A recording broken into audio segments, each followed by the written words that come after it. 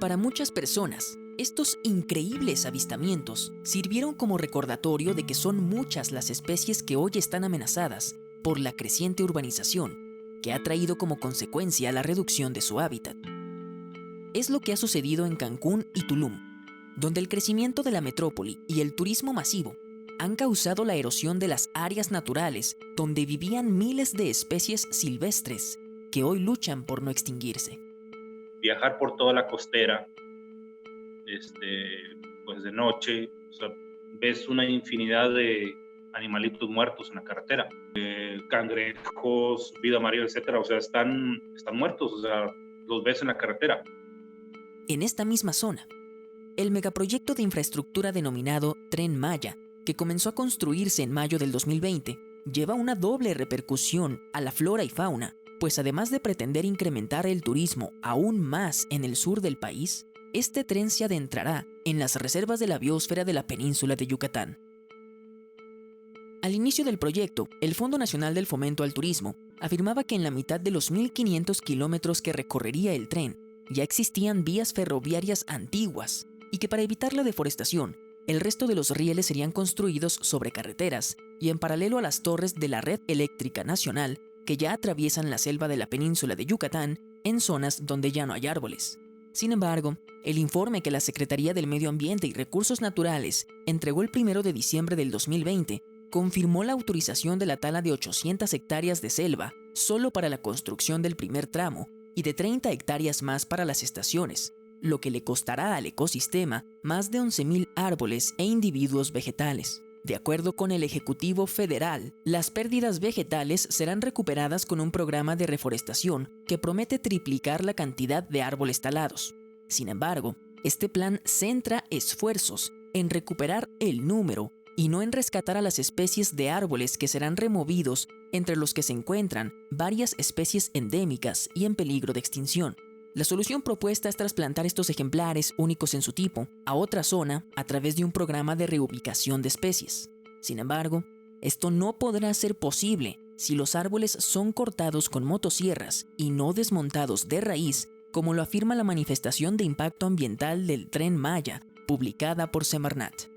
Se refiere a la apertura de nuevos caminos de acceso necesarios para la construcción del tren, derivado de lo cual se requerirá del desmonte y despalme de la vegetación para el tránsito vehicular.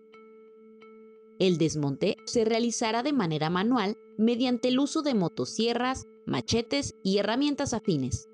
No talarlos, sino desmontarlos y reubicarlos. ¿Esto puede ser una buena solución o causaría igualmente una alteración al ecosistema? Depende cómo se haga. Sí es una buena solución porque hay bastantes casos de éxito en donde remueven todo el árbol, incluyendo las raíces.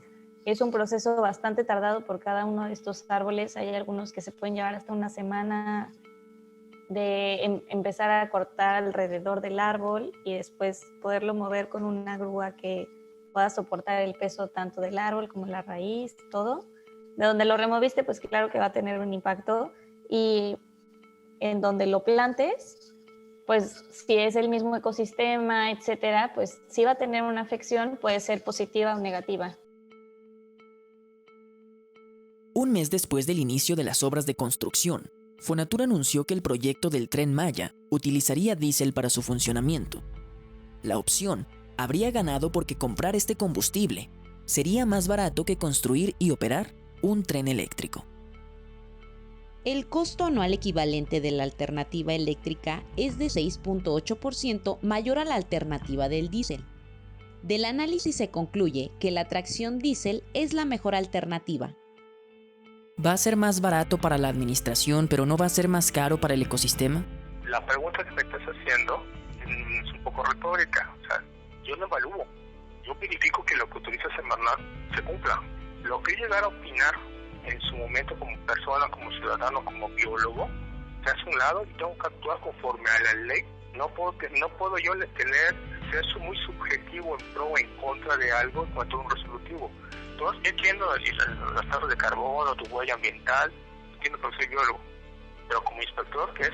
¿Cumples o no cumples? Así de sencillo. Fonatur estima que en su primer año de operación, el Tren Maya consumirá un total de 160 millones de litros de diésel. Si cada litro de diésel produce una emisión de 2.2 kilogramos de dióxido de carbono, significaría que un total de 352.000 toneladas de CO2, 11 veces más que las emisiones de todos los automóviles de la Ciudad de México, contaminarían el aire de la selva cada año si el tren utilizara diésel convencional, lo cual es probable que ocurra, pues esta demanda supera por mucho la cantidad actual de diésel ultra bajo en azufre que puede producir Petróleos Mexicanos. Además, será el concesionario que operará el tren quien decidirá dónde y qué tipo de combustible comprar. Ahora bien, si el tren trabaja con diésel uva, que contiene un 97% menos de azufre, todavía habría una emisión de 6 gramos por litro, es decir, 9.600 toneladas de dióxido de carbono emanadas al aire cada año por el tren, equivalentes a 4 meses de contaminación atmosférica de la Ciudad de México. No soy de la idea de que el diésel fue la mejor opción para poner un tren, sobre todo en el año en el que estamos con la tecnología con la que contamos ahora. Un tren eléctrico, como me lo pusiste en la pregunta, tal vez hubiera sido una mejor opción. Y tal vez esa electricidad hubiera podido salir de desechos orgánicos en cada una de las estaciones y alimentar una planta de energía que estuviera como al servicio de solo el tren.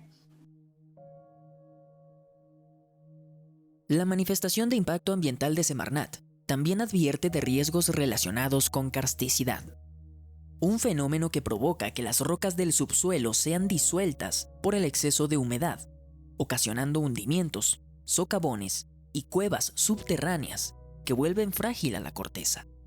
El peligro por karsticidad es el más importante y de mayor impacto en el tramo Golfo 2, ya que cruza el denominado Anillo de Cenotes. Este es un sistema de fallas de forma semicircular de 180 kilómetros de diámetro, desarrollado en rocas que recubren el impacto del cráter de Chicxulub en la zona intermedia de los poblados de Copomá y Chocholá, en una franja de aproximadamente 4 kilómetros de ancho, en donde se encuentra una gran cantidad de expresiones kársticas. De hecho, por eso también se han manifestado organizaciones ambientalistas como Greenpeace ante eso, ¿no? Porque la manifestación de impacto ambiental pues se está quedando corta, ¿no? Seguramente pensaron, no, pues si construí arriba de una laguna, ¿por qué no puedo construir aquí? Si estamos hablando que de hecho se van a construir sobre un cenote, pues sí, claro que es una grave afectación al medio ambiente, ¿no? Y en conjunto con otras organizaciones internas como Muchimbal, bueno, ahorita Canan Derechos Humanos, habían solicitado a la Comisión Interamericana de Derechos Humanos unas medidas cautelares. Y esas medidas cautelares sí se versan específicamente sobre la protección del sistema de cenotes. Para entonces, para cuando metimos las medidas cautelares, ni siquiera había manifestación de impacto ambiental. O sea, ya se había consultado a las poblaciones mayas de la región, y Fonatur, ni Semarnat, ni absolutamente ninguna de las empresas que acudieron a las licitaciones de los tramos, ninguna tenía una manifestación de impacto ambiental para determinar en qué medidas iba a afectar el tema de los acuíferos. Con todo y el tren construido, porque va a ser muy difícil que esto se detenga, ¿cómo podemos contribuir a la protección de los ecosistemas de la península de Yucatán? ¿Qué podemos hacer? En efecto, creo que es muy difícil que este megaproyecto pueda ponerle un alto a alguien, pero soy fiel creyente de que primero, que nada, está la divulgación de ciencia. Si la gente no sabe como el daño que puede tener o lo benéfico que pueda tener, no solo hay que proteger los ecosistemas, sino como todo lo que conlleva proteger como tal la península de Yucatán. Si la gente se está muriendo de hambre, si la gente no tiene un servicio médico en donde lo puedan atender rápido, pues conservar no te va a servir de nada. Según el presidente Andrés Manuel López Obrador, quien es su principal impulsor, este proyecto de infraestructura tiene el propósito de sentar las bases para el desarrollo económico del sureste del país. No obstante, el balance de costos y beneficios de atraer el turismo es altamente rentable para el sector empresarial, pero no para las comunidades. De acuerdo con datos del Consejo Nacional para la Evaluación de la Política del Desarrollo Social, el Coneval, en el sur de México hay 10 veces más pobres que en el norte.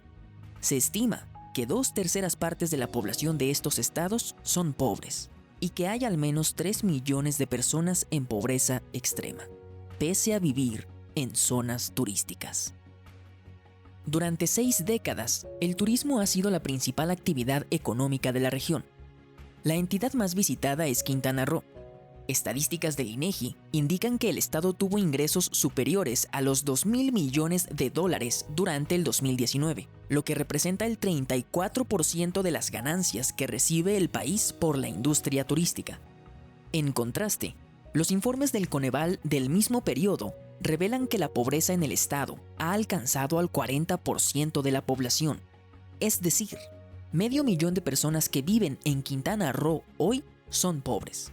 Y de los que no son considerados pobres, más de 710,000 viven con carencias sociales, como la educación y los servicios de salud. Incluso, en algunos municipios como Bacalar, existen comunidades que no cuentan con servicios básicos, como agua potable o señal de telefonía. En 60 años, el turismo no ha disminuido la pobreza entre los habitantes del sureste. En cambio, sí ha contribuido a la erosión de las playas, la contaminación del agua, la pérdida de cientos de hectáreas de vegetación y la muerte de casi el 80% de los arrecifes coralinos del Caribe mexicano. Acorde con ello, la Organización Mundial del Turismo afirma que incrementar el tráfico de turistas de forma masiva no es una medida que garantice el bienestar futuro. En su lugar, reconoce que el turismo sostenible es el que consigue el desarrollo sin causar daños al medio ambiente, asegurando la conservación de los recursos naturales y repartiendo los beneficios ampliamente entre todos los sectores de la sociedad. De esta manera, para que el turismo en el sureste mexicano sea sostenible, sería necesario replantear un modelo turístico de baja densidad que disminuya las repercusiones humanas en la naturaleza, justo lo contrario a los objetivos que el gobierno de México se ha planteado lograr con la construcción del Tren Maya.